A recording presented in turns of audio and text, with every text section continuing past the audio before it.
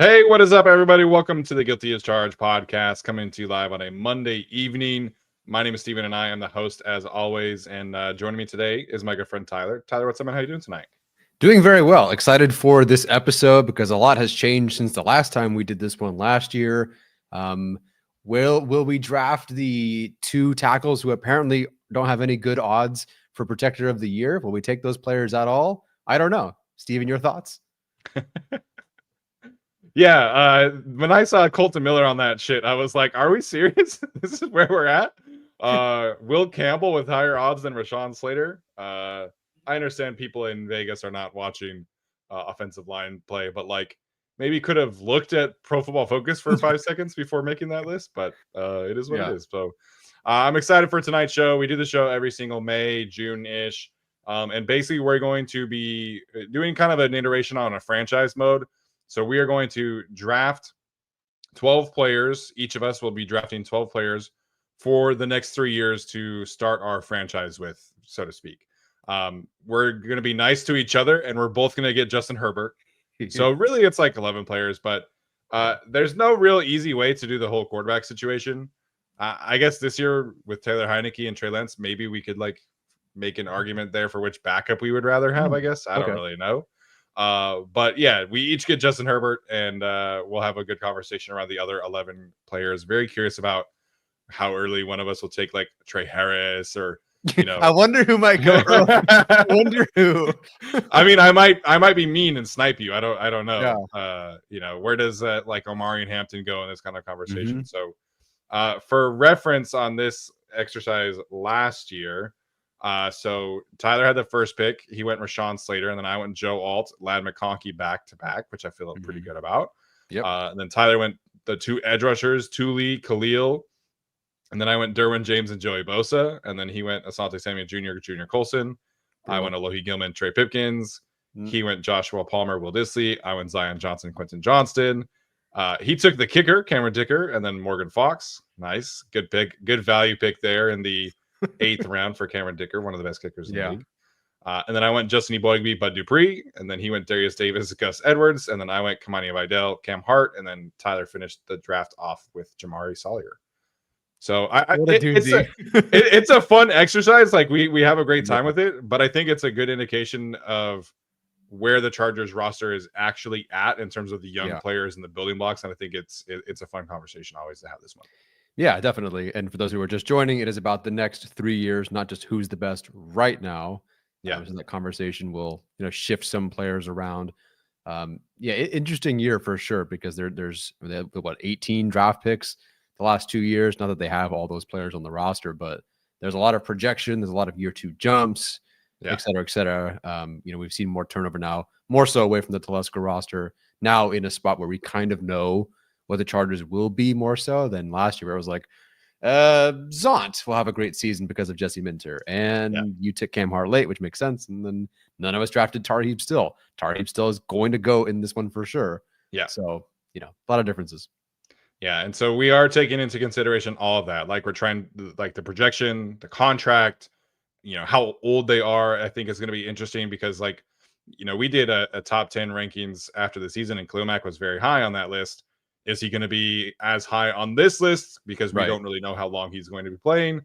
Although Derwin James thinks he's going to be playing for 5 more years. We'll see what happens. But so this is the show today. We're going to be drafting for the next 3 years. Contract, age, injury history, projection, how we feel about them, how they have produced. All of that is going to be taken into consideration today. Before we begin, a quick shout out to Brendan in the chat. Today is his birthday, turns 28. So happy birthday, Brendan. Hopefully you get everything you want and more, and it should be a fun conversation there for around your birthday. Also have to give a quick shout out to our friends over at Prize Picks, the best and easiest way to consume daily fantasy sports. Obviously, you guys know that the basketball playoffs are unfortunately at the end of the road. The finals are right around the corner. Hopefully you were able to take advantage of some of the promos that we were doing with Prize Picks. But now that the finals are here, you will have several different opportunities to continue to earn money and win and build your lineups and join the perks and everything like that comes along with Prize Picks. So every Tuesday, Prize Picks offers several discount projections on the board, usually by 15 to 25%. due to Taco Tuesdays. They also have Flex Fridays, where you can make sure you opt in and tap the checkbox in your lineup builder to be eligible for the protected play, which allows you to choose squares from any game on the board. If your lineup does not win that particular Friday, you get your net losses back in promo funds to your promo limit as soon as the lineup settles. So these are great promos. These are great opportunities for you to get in on the action. We've obviously had a ton of fun talking about Prize Picks. This week on Prize Picks, they have great specials around Tyrese Halliburton as well as Shea Gilgeous-Alexander, who are kind of the two big stars of the finals. Tyrese Halliburton's assist numbers generally are very, very easy, if you want to go for that route. Alex Caruso rebounds is also another one that I've had a good amount of success with. So you guys can go to prizepicks.com or PrizePicks app, type in the code GUILTY at checkout for a deposit match on your first deposit. That's the best and easiest way to consume Prize Picks and daily fantasy sports. It helps support your own wallets, gives you some extra skin in the game, and it does actually support our show on the Guilty as Charged podcast. So big shout out to Prize Picks app, code GUILTY at checkout, and hopefully you guys can have some fun with that one. All right, Tyler, let's get our Google sheet on the board here. So last year, like I mentioned, Tyler picked first. So I will be picking first today. We're going to snake it, as always, make it a little bit more interesting there. Before we begin, because I feel like I've been talking a lot with the ad, do you have any final pre-thoughts before we start? Final pre-thoughts? No, I think I'm willing. I want to see how this plays out, and then I'll have my post thoughts. There we go. All right. So I get the first pick here. I'm drafting for the next 3 years. I want to make sure I get a value pick. And I know I am the Rashawn Slater guy, but I am going to take Joe Alt, number 1 in this draft, in this exercise. Basically, only because of the financial considerations here. Yep. There are 38 offensive tackles who make more money per year than Joe Alt does on his rookie contract. This includes several right tackles who are significantly worse than him, including like Caleb McGarry, Jack Conklin, and what he's doing right now. It includes Ryan Ramczyk, who retired this year, but his cap hit for the Saints is still that high where he will be making more money against the Saints cap than Joe Alt does. So I think there's a really, neck and neck conversation about where these two tackles can get to heading into the future. I think Rashawn Slater was better in 2024. I've been on record. I think he's the best player on the team. But when you take into consideration the financial aspect of things and the value that I'm getting with Joe Alt being, like the 18th highest paid right tackle in the league. And in this instance, I probably would play him at left tackle on my, futuristic team. That's probably where I'm going. This is a guy coming off of one of the best, if not the best, rookie offensive tackle seasons in NFL history. Extremely durable. He did have like the one injury, but he played through it, came back very quickly. Very high metrics in pass blocking efficiency rating, run block win rate on ESPN, run block win grade. So I don't have to sell you guys that Joe Alt is really good. I think the main thing here really is the financial aspect of things, where Joe Alt is like the 39th highest paid tackle, and Rashawn Slater is about to be potentially the highest or second highest paid offensive tackle. So that it might seem like a hot take to some, but really it's just a financial thing for me. And if they were both on rookie contracts, both year 2, I would take Rashawn, but I'm going to take Joe Alt in the value of his rookie contract.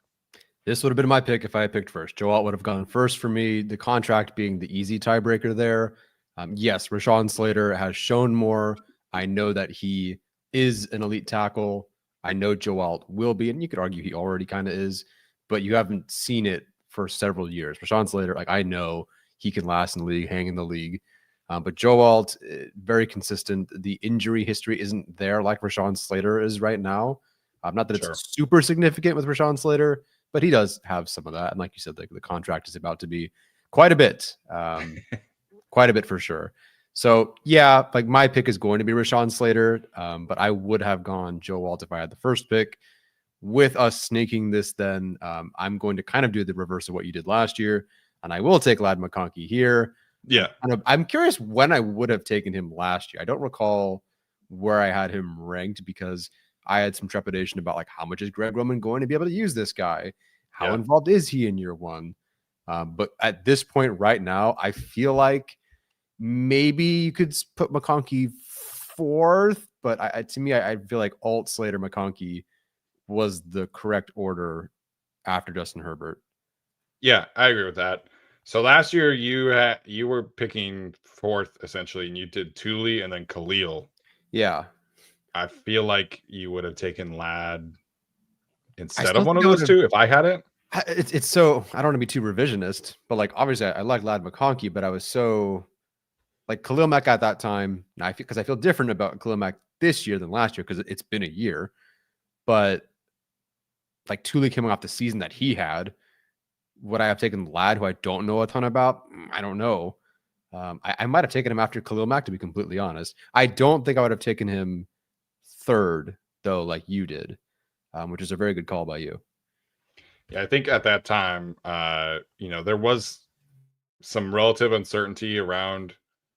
If I remember correctly, I was debating Lad or Thule at that time. Yeah. And I think just like the uncertainty of Thule's role, which we can get into obviously today, led me towards Lad. So you have to scroll quite a bit in terms of annual value of where Lad McConkey ranks. Like the of names who make technically more money than Lad McConkey is kind of crazy to me. So you're talking about Elijah Moore, who just signed with the Bills after the draft. Tim Patrick, who I love, obviously, former Utah. Jamal Agnew, return specialist for the Falcons. Sure. Nick Westbrook-Akine for the Dolphins. Trent Sherfield, Mike Williams. Let's see. Obviously, a bunch of first round picks. Khalif Raymond, Tyler Lockett, like Marquez Valdez Scantling. So you can't go wrong with Lad. I think it's the right choice. I think you could, because of the financial value, I think you could make an argument for him being ahead of Rashawn. I know Rashawn technically is like on his 5th-year option this year, but Lad's like wide receiver like 65 on the annual market value. So Lad was going to go in the top 3, but I think it could have been interesting if one of us maybe wanted to make the financial argument for him over Rashawn instead. But you take both, and I think that's more than okay for him. Yeah, that would have been. I couldn't justify it because Rashawn Slater is like that guy, but right. I understand with the financials there why you go McConkey. Just even looking at the Chargers this year, McConkey's making less this year than like Deshaun Hand. And that's like that's the nature of the rookie contract, right? But it's crazy. He's making less than Deshaun Hand, Taylor Heineke, Benjamin St. Just. He's barely making more than Troy Dye. But that's the power of a good selection in the second round. Yeah. So next here, I was a little concerned about his potential future in this kind of conversation last year. That's why he went behind the 2 edge rushers that we talked about, as well as that McConkey. But I think coming off of last season and the way that he played, particularly in like the last 10 games, I think we have to take Derwin James relatively high here. Now there's a chance that his contract situation does change a little bit here. That's something I'm potentially keeping an eye on, is if like what happens if he wants an extension, because he is coming down the home stretch of his final contract, and there's not a lot of guaranteed money left. So he's going to be a free agent after the 2026 season. And I think something will get done with this contract, because his cap hit for 2026 is $24 million. I don't think the team will want him to play with that kind of cap number. And in 2026, there's 0 guaranteed salary. So there's a chance that right now he's the 4th highest paid safety. There's a chance that in a few months from now, he becomes the highest paid safety again. But I think it's just the value of the elite play. It's the value of the leadership. It's the value of the tone setting nature of Derwin James.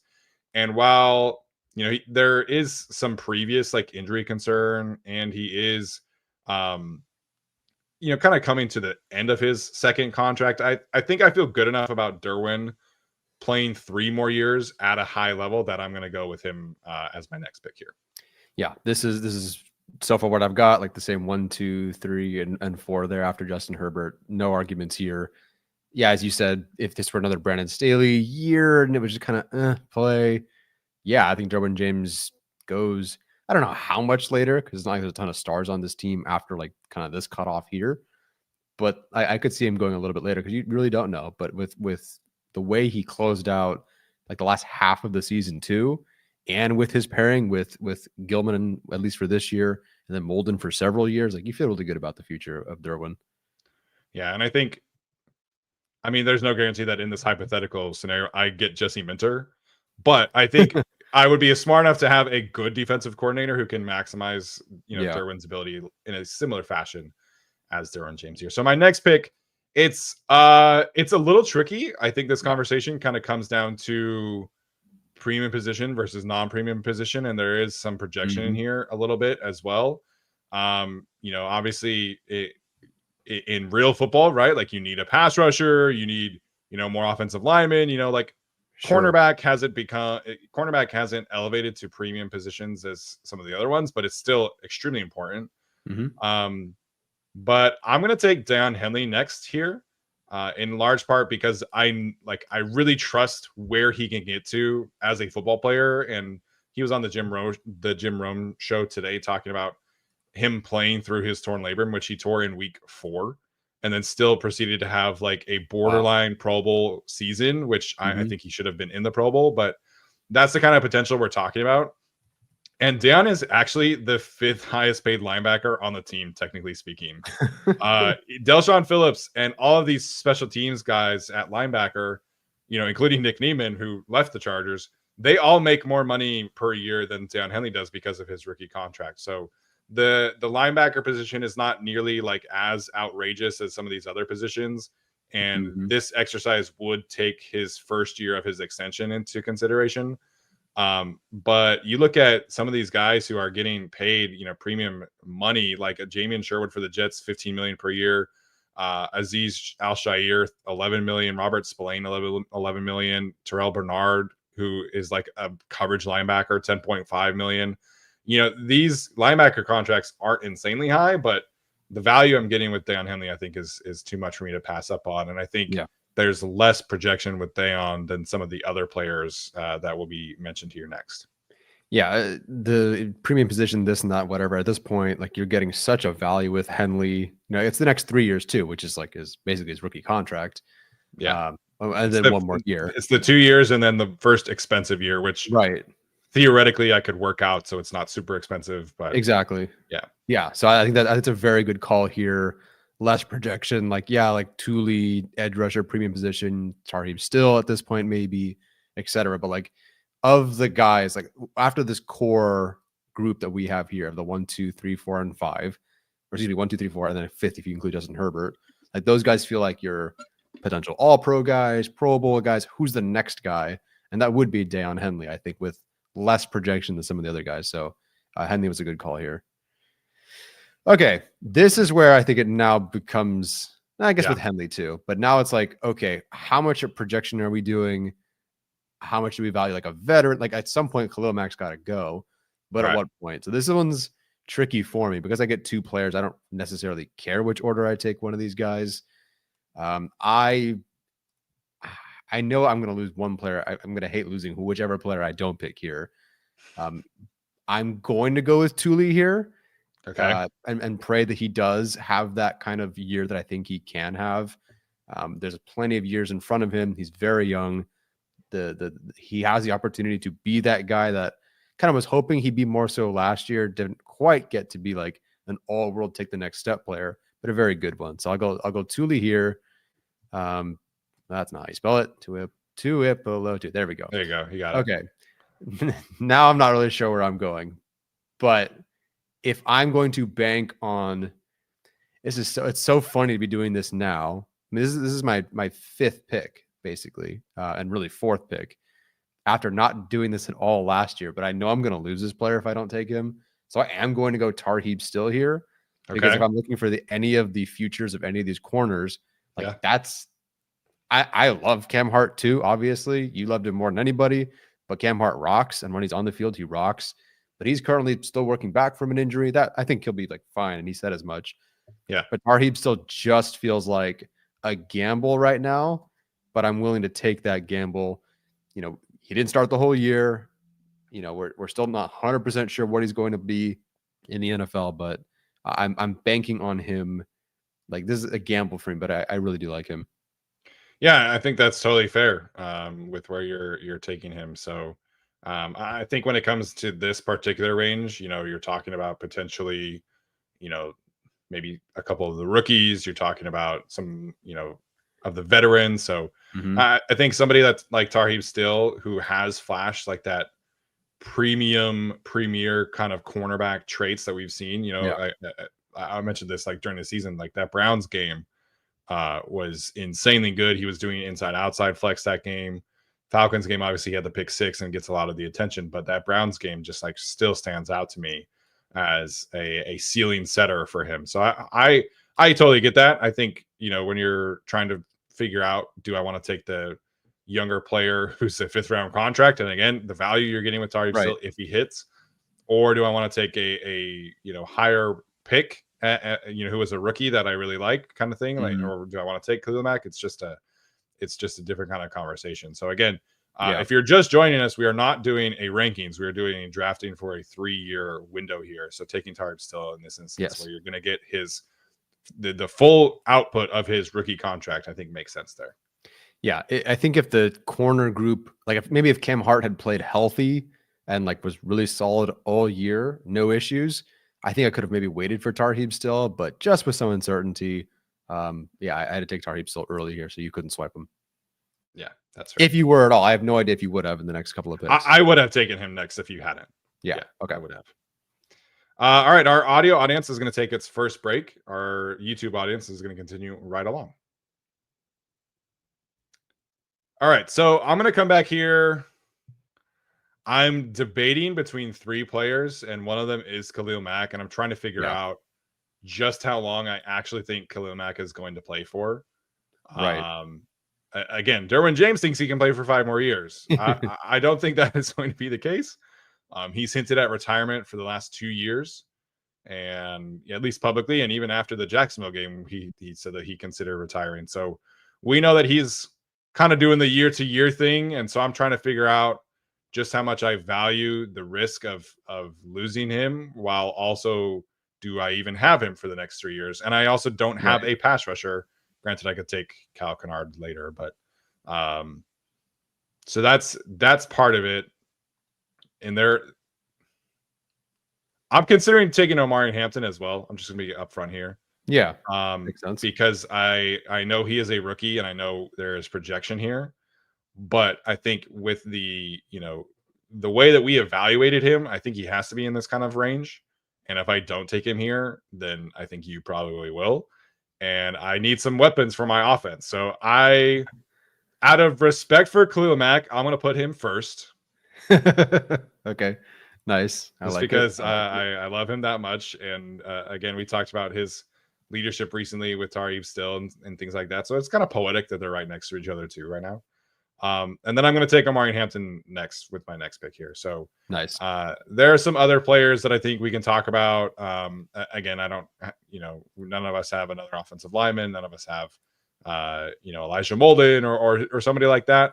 Right. But I just think I really need to get Justin Herbert a weapon right now. I have all of the defensive players in Joe Alt. So I'm going to take the running back who can also catch passes and take him with my next pick here. Yeah, I definitely would have taken Mac. Hampton, I think if you had not taken like Mac, then taken somebody else, and I don't know what I would have waited for. But Khalil Mack, it makes sense. And even if you don't think I think he's at least 2 years. So I don't feel like he's retiring at the end of this year, barring injury. And this guy's generally been healthy. So I think unless they win a Super Bowl or something tragic happens, I think Khalil Mack is playing at least one more year beyond this. So I think you're setting yourself up for 2 years. To really see like the full extent of the Harbaugh regime, because yes, I think they'll be good this year. I think they're going to be great next year. And that's I think what Khalil Mack might try to go out on. Yeah. So I think at least the next 2 years you've got that. So buy that for sure. Hampton on a rookie contract makes a ton of sense. Yes, blah blah blah blah blah. Surplus value, blah blah blah blah blah. But at this point, you're looking at the next 3 years, and if he's great, maybe there's a bit of Najee Harris is obviously on the team. maybe they're not 100% committed to Hampton getting the full workload this year. But after that, next year, following year, they're going to use Hampton like crazy. And maybe they don't pay Hampton when it comes time to actually pay him, but they're going to use him until they have to pay him. And then maybe they won't pay him. So that's a really good call there.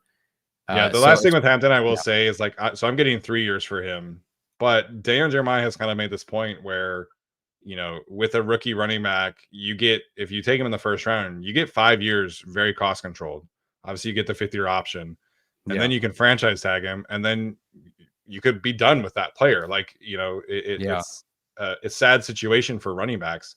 But even if you're not getting like a ton of surplus value, you're also probably never going to pay him, you know, high end running back money. Obviously, I hope Omarion makes that high end running back money. But even if you just do that pathway for 6 years, that player is going to give you a lot of on the field value, even if it's not financially giving you like a ton of surplus value.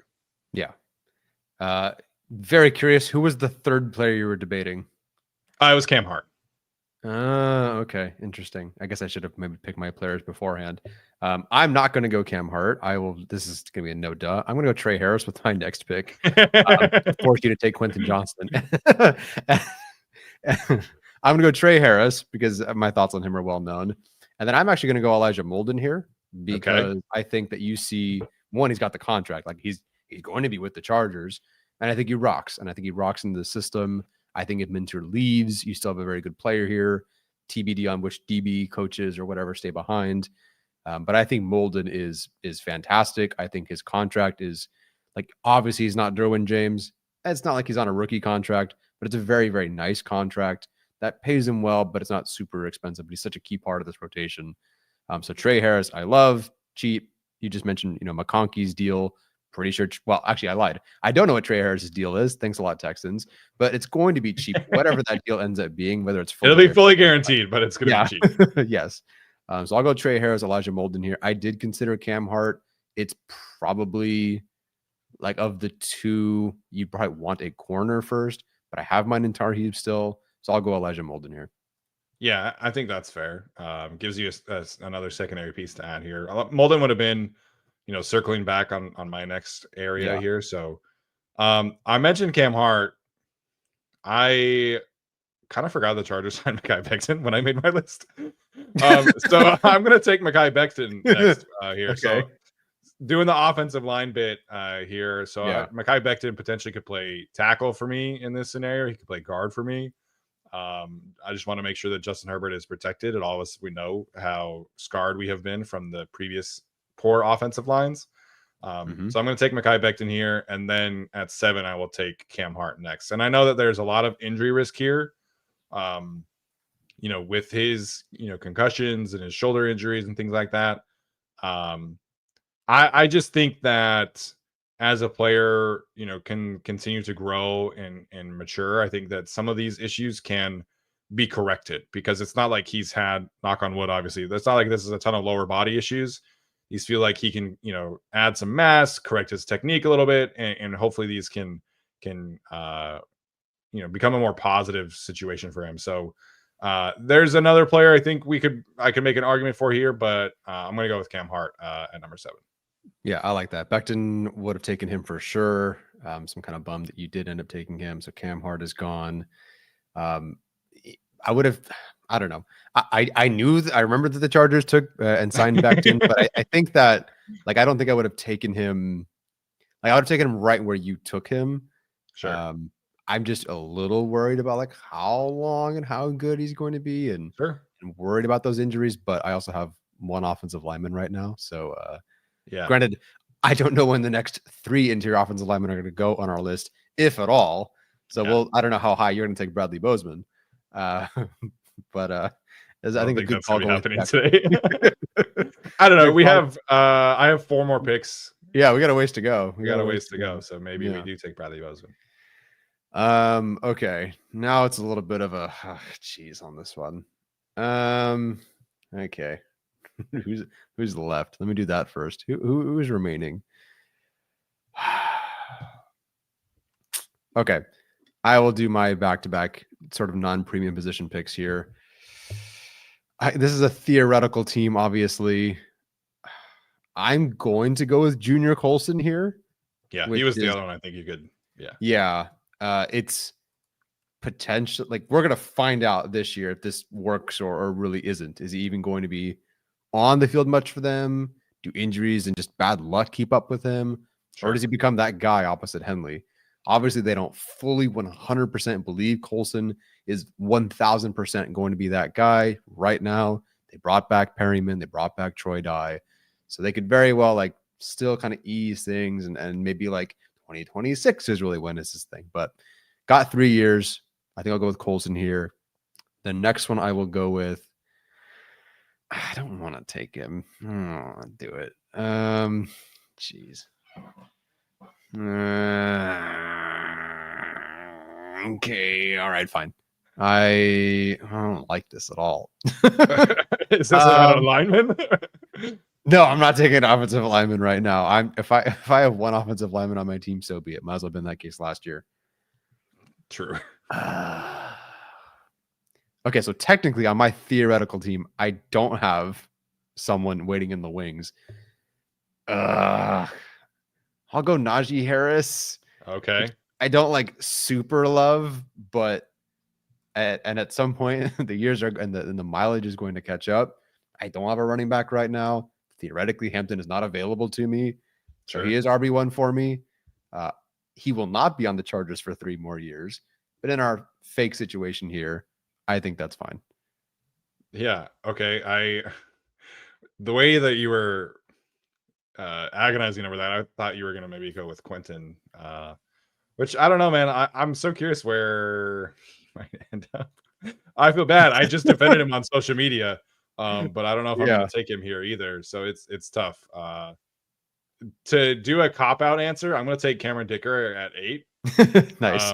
Just because I know that he's an elite player at his position. And, he gives me points. You know, he's a great kicker. Does. Third highest paid kicker in the league right now. That includes obviously the certain. Oh, it actually doesn't include Justin Tucker anymore. My bad. But that could change. There's some other kickers who are, you know, kind of coming up for contract extensions here. But Cameron Dicker, third highest paid kicker, one of the best, one of the most explosive kickers. So I'm going to take him. I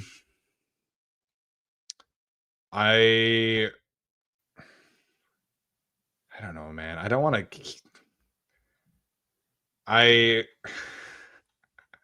I'm torn about Quentin Johnson, man. I really am. Me because too. I think that social media is unjustly rude to him.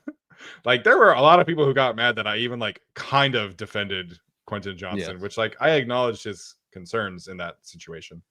But I also don't have a receiver. And so I'm like kind of in this spot where do I just wait at this point and take Keandre Lambert Smith and Brendan Rice? I don't know. I'm going to end the slide for Quentin. I'll take him at 9. I think this is fair. I have 8 players who I took in front of him. Maybe I don't get the true wide receiver 1 upside. Obviously, I'm not getting Land McConkey's upside here, but I think in a world where I can present his strengths at a higher level, I can maximize his potential here a little bit more, do some more gadget things for him. So I will take Quentin Johnson just because there are no other receivers that I want to take. So I'll take him here. Yeah. The discourse around Quentin Johnson is so funny because if I'm not saying this is for everybody, but for a lot of the vocal people, if Quentin Johnson's on the team, and I think half the fan base, the very vocal, somewhat irrational fan base, wants them to just like cut Quentin Johnson, trade Quentin Johnson outright, which I think is funny. Because if the Chargers signed a player tomorrow who had 711 yards and 8 touchdowns, they'd go, this guy's going to have 1,300 yards because Jim Harbaugh knows how to maximize his players. But it's just like, it's a Chargers player. And I think and you mentioned it on Twitter, so many people just want to be right about Quentin Johnson. They forget that he's on their team sometimes. The team that they cheer for and pay good money for. Like, I don't know what Quentin Johnson did. He's only taken a step forward. By all accounts, he's a good person. On the podium, he seems like a nice guy. No one's ever said a bad thing about him. Harbaugh seems to like him and embraces him. Khalil Mack, as you pointed out last show, embraced him. Like, I don't know why there's this hate for him. Yeah, sure. He's not Zay Flowers and Jordan Addison, but that doesn't mean we should just go out of our way to say this guy like sucks and we should cut him or trade him. Even if he's wide receiver 6 on the team, it'd be really nice most years to have your wide receiver 6 have a 711 8 touchdown season on their belt. Heck yeah. Like at worst. So this whole discussion of like, oh, let's cut him, let's trade him. And then the trade stuff is fun. It's like, well, let's trade him for a 2nd round pick. Dude, if he's worth that much, just keep him. If he's worth a 3rd round pick, just keep the guy. That means he actually has value. It's like, and he's probably like half decent. So I hope he takes a step forward. This is a good spot for him. I proofed my team, so I didn't have to make that decision. Yeah. But I appreciate you. I wouldn't have taken him because I had 2 guys, but I think that this is a good spot for him for sure. At the end of the day, too, he does have, if they exercise that 5th-year option, which I don't know, who knows, but they do have him for, technically they could have it for 3 more years. So not a bad call there. It's still a very cost controlled contract. Even if he has 900 yards, 800 yards, that's a great deal to have a guy who can give you 800 yards on. Yeah. And I think there's part of the discourse that frustrates me is like, well, I don't really care that he improved. He still showed the same weaknesses. And I get that. I think part of the, will he ever justify the 1st round pick conversation? I understand the frustration there. I don't know if he ever gets to that point, but I don't think we can have that kind of conversation without acknowledging how much he did actually improve. This is a guy who, increased his yards per route run by over a yard, yak per reception over a full yard. His open score on ESPN, for everybody who thinks that he can't get open, his open score doubled on ESPN, like doubled. That's a really, really big, significant improvement. So I understand that there were, a couple busted coverages and things like that, maybe he has 6 touchdowns instead of 8 if those busted coverages don't happen. But you watch the middle of the season where I think he was really in his groove. I think he can show that he can be a serviceable starting caliber wide receiver. And like, is that ideal for a 1st round pick? Is that what you want out of a ceiling conversation? Probably not. But I do think that there is such vitriol to me that it's kind of crazy to me. Like, there were like 5 quote tweets and 6 responses to me saying Quentin Johnson is better than Keandre Lambert-Smith right now. And people were so mad that I said that. And I'm like, okay, like I understand that, Keandre is the new shiny toy and he's fast. This is a 6th round pick that we're talking about, or a 5th round pick that we're talking about. Quentin Johnson is, even if he hasn't lived up to the 1st round conversation, he had, like you said, 700 yards and 8 touchdowns last year. Like, he is at least somewhat of a proven commodity in the NFL. So I think the conversation around Quentin is really frustrating. I understand, like, wanting the other receivers that went ahead of or went behind him, like we did too. But he's on the team now. And so you have to kind of figure out what the player is actually capable of. And I think if you really evaluate him specifically, you have to acknowledge the improvements that were made last year. And it stands to reason that he can improve again, another year in the system, another year with Justin Herbert, another year with Ben Herbert. Everybody else is getting this, oh, he's going to improve. He's going to improve. Why not the 1st round receiver who they took a couple years ago? Why doesn't he get that same kind of conversation? Yeah.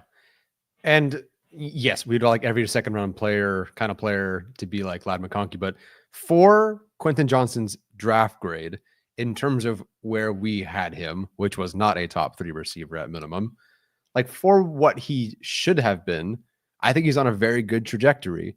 The problem was the previous regime took him in the 1st round in a top 25 selection. Right.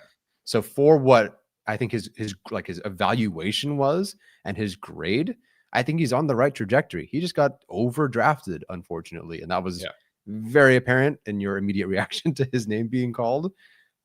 Even though I understood what they were going for. And we did, we kind of got like, okay, team needs yak. Let's do it. Let's see what happens. It just has not worked out. But I think people also look at the Houston game is a awful way to end the season. I think if that game is even like 40 yards and it's just a bad day for the whole offense, we're not really talking about this, but that game kind of stunk it up. Granted, Stingley and Lassiter are not exactly the easiest dude to throw on either. They're pretty good. They're pretty good. Unfortunately, they're very fun to watch live unless your team's playing them. But I think that people forget the second half, even the last like third of the season, where I know the numbers weren't amazing outside of that Raiders game, but when they decided they switched from the Baltimore game where they were just throwing the ball downfield as far as they could and praying he came up with it. When they switched to that to more short and intermediate and screens and whatnot, it just looks like a whole different player. He had more confidence. People forget the Kansas City Chiefs game where he was like almost aggressive and had a ton of swagger to him. Took a huge shot over the middle Chiefs on game that was dig fun. route. The Chiefs It game was was fun. awesome. And did he have 125 yards? No, but the catches he made and the toughness he played with, like that was, you could see like, okay, if they can get him to do that this year, that's a better player. Even if he has 650 yards, it's going to look better and it's going to be more what suits him and be more consistent. So I think with Trey Harris, I think Mike Williams, I think he does fine. That's all to say that, yeah, the ninth pick, yeah, that's where I would have taken him, which is pick number 17 or whatever at this point. Yeah. But yeah, I get it. Yeah, I think the hands conversation, as Daniel points out, like his job is to catch the ball, and like I get it. He had basically the same amount of drops when it comes to his drop percentage is basically the same.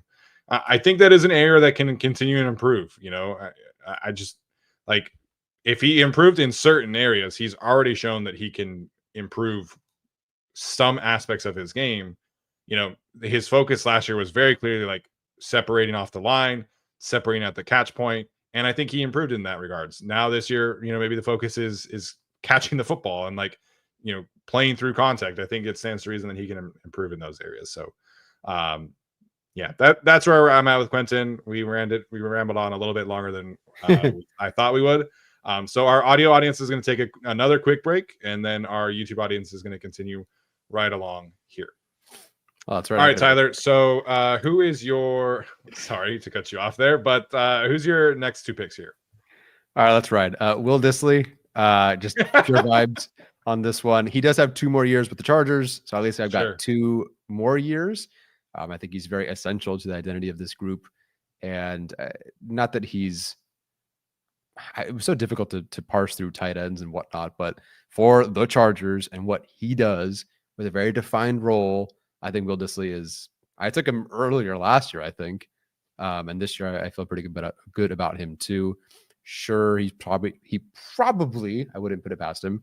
Won't have 500 yards this year, but I think what he does is what he does, and he's very good at that.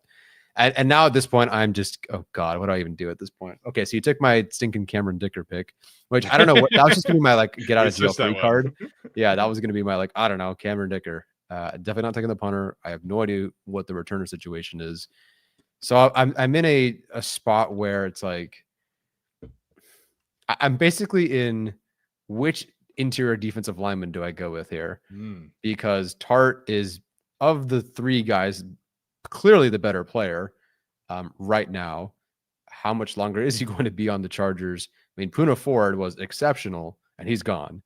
But like, okay, in our theoretical, Scotty says you could take Josh Harris if you wanted. All right, chill out.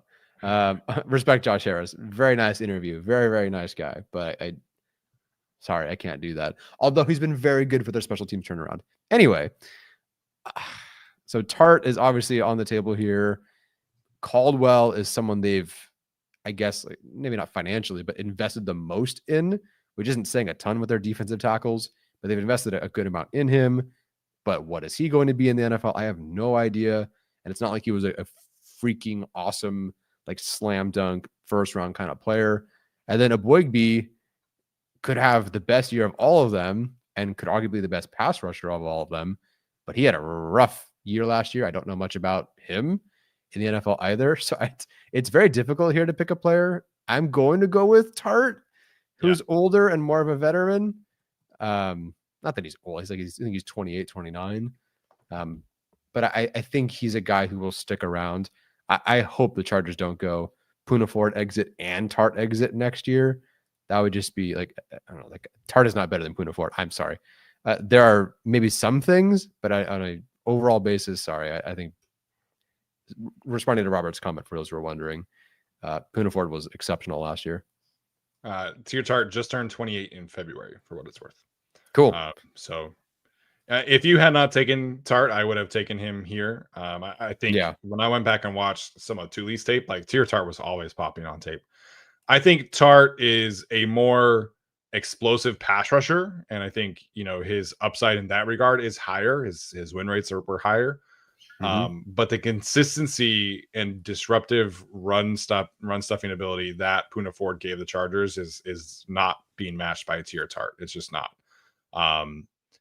Tier Tart makes more splash plays, I would say, as a pass rusher, and his hands are disgustingly good from time to time. But for being a 28-year-old, there's still just flashes. Whereas Puna Ford was able to take over a few games as the Chargers defensive tackle. So that's the big difference there. My next one here, Daniel Bridges says we're sleeping on his guy Conklin. I'm actually going to take the next 2 tight ends with my next 2 picks here. I'm going to make sure that if I don't have wide receivers, I'm going to make sure I get some tight ends. And one of them can play receiver. So I'm going to take Tyler Conklin at 10. And then I'm going to take Oronde Gadsden at 11 with my next 2 picks. Nice. Making sure I can shore up the tight end position, get Justin Herbert some weapons. I get my short area tight end guy, red zone guy, Tyler Conklin, and then I get the speedy young threat who can play X receiver at certain times in Oronde Gadsden. So that was who's going first. Conklin first, because he's the guy who I know that he can play. Conklin has 630 yards with Zach Wilson throwing him the football. So is that a good player? So yeah, I don't love any of the wide receivers next. I already took my running back, so I want to make sure I got both of the next 2 tight ends and get some receivers who can catch the football. Spicy. Okay, so I was going to go with one of the tight ends next here, so I'm out. Sorry.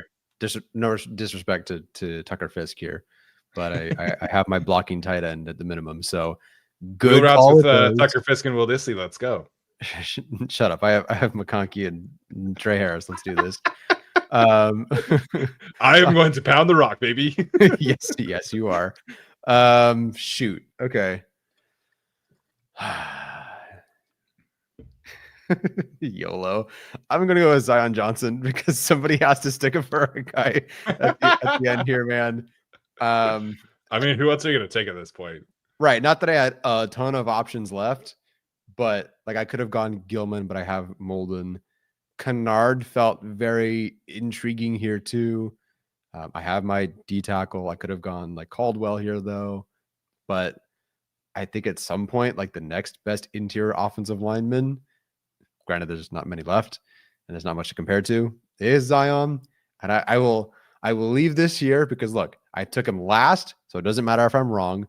But if I'm right, I'm going to post it like crazy. Last, and it doesn't really matter anyway. Yeah. I hope it works. I think we took Quentin and Zion much earlier in our previous year's version of this. Yeah. Zion, I have a solid run blocker. Zion Johnson is not the worst player at both things. I just think he could be better in pass protection, but run blocking I think is not bad. Yeah, that's fair. And, maybe hypothetically in this situation, you get a better offensive line coach. I don't know. Yeah, true. Yeah. Okay, so I have a question for you. Okay. I did have more questions, so I'm glad we're talking about questions. Okay. What are the odds you think that Mike Williams, I can get 3 years out of him, or even 2? -4%. Oh no. That's where I'm at with my last pick. If, Mike Williams, if he can give me picks. Huh? You're out of picks. Oh, I'm out of picks. That's right. I forgot. We can keep going to 44. I forgot that Justin Herbert was baked into the 12. That's my bad. Bad. You're good. Okay. I'm good. I don't have to take Mike Williams then. Okay. You can take Mike Williams. If we were going next, I was going to do the Mike Williams conversation or Kyle Kennard because I think that's probably where I was at with my next one. Yeah. Okay. Mike Williams. I don't know, man. I cannot bet on for the next 3 years. Granted, I know part of it's we could just do 2 years, but I don't know. That one I don't know. It kind of feels like, granted, this worked out. It's funny because I didn't take J.K. Dobbins last year because of the injuries, but I don't know. Could you get a couple of good years out of Mike? It's possible. I don't know. I wasn't going to touch him with a 10-foot pole. Sure, that's fair. The other one, as FBS Gandhi points out, and some people were talking about him earlier. Neither of us took Jamari Caldwell. I didn't take any defensive lineman. I just, outside of Tart, if you had not taken Tart there, I would have taken Tart. Yeah, with one of my last 2 picks. I didn't love Jamari Caldwell as a prospect, and so I think that's kind of baked into things a little bit. I think defensive tackle is such a position where it might take Caldwell, a year and a half, maybe 2 years to figure it out. And if he does, in my hypothetical situation here, I would be screwed. So yeah, I realize in this instance I do not have a defensive tackle, but again, this is part of the fun conversation here. So if we had done another round, would you have taken Caldwell next? Yeah, okay. Caldwell over Aboigbe for sure. I guess at some point, like Kennard Gilman make things interesting, but I think Caldwell would have been if I had another pick after you took Mike Williams and whoever, and if you were available, I would have taken Caldwell. It's just a muddy situation. We're all assuming this and that and whatnot, but there's Tart, but then they might believe in Aboigbe and he might play really well, but then they have Jones, they have Hand. Like there is a world where Caldwell, like Aboigbe last year, just isn't playing much this year. Maybe they make a post-draft signing. They go, you know what? Like, let's go add one more true veteran pass rusher ahead of him. So now it's like, does Caldwell play? What is he playing more so this year? He was, had this weight here, played different here, was utilized differently at Houston. He's in Oregon, has a solid year, but he wants to be maybe more of like a 3-tech, but he looks like a 0. Like, what are we doing there? So I think Caldwell is pretty fun, but I don't know what his year 1's going to be. And D tackles don't exactly come out of the gate swinging. So maybe by year 3, he's worth it. But this is a 3-year projection, not necessarily just like a long-term solution. Yeah. And Dion points out he could hit right away. It's totally possible. But defensive tackle is one of those positions that you usually have to kind of figure it out. And even after he got drafted, he came out and said, he's like, no, I view myself as a 3-tech. And then the Chargers were like, we love this nose tackle. And I'm like, well, that's probably going to take some time to iron out a little bit in terms of where he's going to play, what weight he's going to play at. And we'll see what happens, but hopefully everything turns out very positive there. Yes. But yes, he would have been in this next group. I think the way that the pass catchers turned out, I think I didn't really have a choice once, I ended up with Quentin Johnston. Like I needed some more insurance. So that's why I went with the 2 tight ends last. Yeah, makes a ton of sense. Gadsden is, for the next 3 years as a just weapon over Mike Williams, I totally get. Yeah. Where, let's see. Not that I really considered these guys because I don't know where they would have ended up, but where's like Trey Bridges or Mickens in this at all, if anywhere? I think I would have gotten to guys like Troy Dye, who Brendan talks about, who played really well for the Chargers last year. Good call. I think you can talk about Trey Pipkins in that instance as well. You can talk about Trey Pipkins in that instance. Well, I mean, like I know I'm not Pipkins over Bozeman. Yes, I would take Pipkins over Bozeman. Yes, I would. I'm not laughing at you. I'm laughing at it's the 3-year aspect of it. And like, I think as players, they're probably on equal footing, but Bozeman is 32. Trey Pipkins, I think, is 29. So that's part of it. I think, I would take the proven swing tackle who can play guard, even if it wasn't great, but he did it over a 7th round corner. I think that's fair. Yeah. Gilman, I don't know. Yeah, we didn't take Gilman, and Gilman was very high on this list last year. So I think that's kind of a healthy way to look at the roster. Yeah. We also didn't take Dante Jackson, who's one of the higher cap hits on their team this year. Denzel Perryman, I guess, like 3 years, that's probably a little tricky. Yeah. And that's the thing. Like, this is not I think Jackson, Perryman, these guys can play well this year. It's a 3-year outlook. Yeah. Darius Davis made our list last year, which is a little tough considering he's basically only a returner at this point. So good improvements from the roster overall. So for our audio audience, recapping here, again, both of us get Justin Herbert. So, made it a little easier on ourselves. I ended up with Joe Alt, Derwin James, Deion Henley, Khalil Mack, Omarion Hampton, Mekhi Becton, Cam Hart, Cameron Dicker, Quentin Johnson, Tyler Conklin, and Aronde Gadsden the second.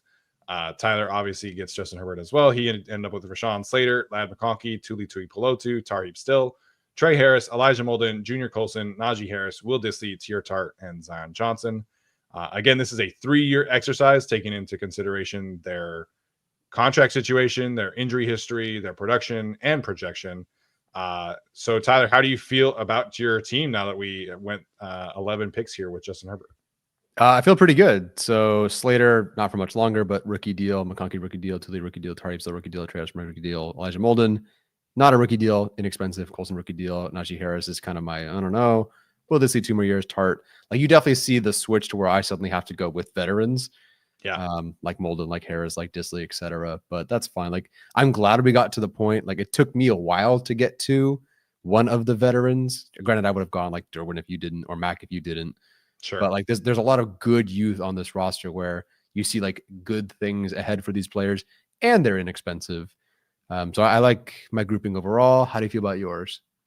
I definitely feel good about my defensive core. Sure. Obviously I got their 3 best defensive players. I feel good about that. I feel good about Cam Hart in there. I'm definitely concerned in this scenario about who's catching passes for me. But Justin Herbert has thrown to worse supporting casts. You go back to like that San Francisco game where DeAndre Carter was getting like 11 targets. All due respect to him. Yeah. But, I think Justin Herbert can make this work. And, at the end of the day, I do have, one of the premier offensive tackles, a great running back. I have Mekhi Becton as well. So I feel okay about it. But pass catcher definitely for me was one I was like a little sketched out about for my team. Yeah, it is pretty crazy. Even though we liked Joe Wall quite a bit, like obvious top 10 selection, it is crazy to think that we actually do have a player over Rashawn Slater in a draft like this. Granted, a lot of financials baked into that, but it's kind of crazy that we have another offensive tackle over Rashawn Slater. Yeah. FBS Gandhi says, remember Andre Roberts? I remember. Yeah, we will never forget Andre Roberts. That Denver Broncos return was electric. Mm-hmm. He was a great returner for the Chargers. Short-lived, but very good. Yes. All right. Any final thoughts before we get to some of these super chats? No, let's do it. All right. So Mighty kicked us off today. He says that given that we are a warm weather team, do y'all find us to be at a disadvantage during playoff season if we don't get home field? He thinks it is huge. I feel like Melvin Gordon had a quote a few years ago where he's like, yeah, we're the Chargers on the West Coast, but like I grew up in XYZ location. Like a lot of these players weren't born on the West Coast or are born in warm weather areas. So it's not like they have no idea what snow is. But I think, yeah, some places where if it's just extremely snowy, or maybe they have to go to Mile High Stadium, like, yeah, there's disadvantages to the away team. There always is. And I think it's, if you don't play cold weather in an entire season and then you go play at the Chiefs Freezer Bowl like the Dolphins had to do that one year, that's definitely a disadvantage. But I think part of it is the style of how you play as well. And the Chargers want to be able to be a team that can run the football. And I think that part is really important when it comes to playing in cold weather. Do you have an offensive line that can control the clock, keep your defense fresh, allow your receivers to not have to play super crucial roles? I think that part is super important. So it's not a disadvantage to the scale of the Dolphins. Like everybody just kind of penciled in that they were going to lose that game to the Chiefs, even though the Dolphins had a pretty good team that year. But I do think the Chargers, in terms of the warm weather teams, I think they have a style where they can go win a game, in the cold. And this year, they're going to get more opportunities to play in cold weather games. So obviously they play in Denver late in the season, stuff like that. So they play at Arrowhead, I think, late in December. So they'll be accustomed to it this year, but some years it can definitely get to a point where it's a pretty big disadvantage. I'm trying to think of so last year at New England was pretty late, but I think the weather was pretty good. It was cold, but it wasn't snowy. It wasn't like crazy weather, but it was colder. Yeah. Yeah. And they won 40-7. Granted, that was the Patriots, and like they were a great team. But yeah, more opportunities for cold weather this year for sure. Yeah. I was talking to so I think I mentioned this earlier, but she's putting together this list of 30 things she wants to do before she turns 30. Mm. And she's like, one of the things on there was go to a football stadium we've never been to. And she was like, well, what about going to Denver for the Chargers game for your birthday? And I was like, I'm fine doing that. That's going to be extremely cold in Denver in January. And she's like, well, I'll be fine. And I'm like, you don't like the cold at all. Like, we moved to California for one of that main reasons being you don't like the cold. Yes. I know for sure that's going to be the camera panning to you with your jacket around your wife, freezing, going like, I freaking told you so. That is a classic one there. Been there, done that. And I've done the cold games. Like I've done several of them. I'm okay never doing that again. I've said this before on the show. When I was in like the 8th grade, maybe 9th grade, Utah played at BYU in the last week of the season. So it was like the weekend after Thanksgiving. And it was probably the biggest blizzard of my life. And my dad had bought tickets already. And my dad's the kind of guy where like, if we buy tickets, we're going. It doesn't matter like what the weather's like. So we went, and I had 2 coats on. I had snow pants on, and like we were in row maybe like 30. I couldn't see past row like 6 rows in front of me, but we stayed the entire game because that's who my dad is. Yeah. And he paid for the tickets, and so we went. Utah won 3-0 because neither team couldn't cross the 50-yard line. So I've done that kind of game before. I don't know if I ever want to do it again, but if Brooke wants to choose that game for her, 30 before 30, I'm cool with it, and we'll go and I'll have a good time. Yeah, and enjoy that bucket list. See if she makes it to 30 if you go to that cold game. True. Your friendly neighborhood Spider-Man says number 1 answer here should be Tucker Fisk. Yeah, I messed that one up for sure. My bad. Yeah. He's very good in his role, though. He is. He's for a 4th tight end. He blocks pretty well. Mm-hmm. Mighty back with another one says, who do you predict will be our most productive DT in 2025? I think just because the role is going to increase and you have per play stats that suggest he'll be good, like it has to be Tart. Unless you're specifying maybe who has the most pressures, then I could understand a different argument. But I think overall it's going to be Tart. Yeah, I would agree with that. I think he will play well in his starting role. I just don't know if he'll have like the consistency that Poona Ford did as the guy. Yeah. Your friendly neighborhood Spider-Man. This is when we were talking about Quentin Johnson. He says that fans tend to point out weaknesses than improvements. It's very true that fans really fixate on weaknesses, and we've seen this time and time again. Whoever the player is, whether that's Joey Bosa in the injury history, whether that's Melvin Gordon in the fumbles, whether it's Quentin and the drops, the fan narratives are such driven by mistakes more so than they are like the good moments, that I think it's part of the hot take social media culture that we live in. But I do wish we could talk a bit more about the good things that these players are doing every single week, when they're not perfect players, but sometimes you just have to highlight the good things as well. Yeah, a lot of discourse is just, this is amazing or this is terrible. There's really not a whole lot of in between sometimes. Yeah, there are obviously fans who can do that. We definitely try to do that. Like, there are games where Bradley Bozeman was good last year. There are games where Zion Johnson was good last year. There were games where Quentin Johnston was really good last year. Some games are good. Some moments are good. Some catches are good. And then some drops are terrible. It's good to talk about all of it. Yeah, I agree there. All right. I think that was it for the super chats there. Tyler, do you have any other final thoughts here?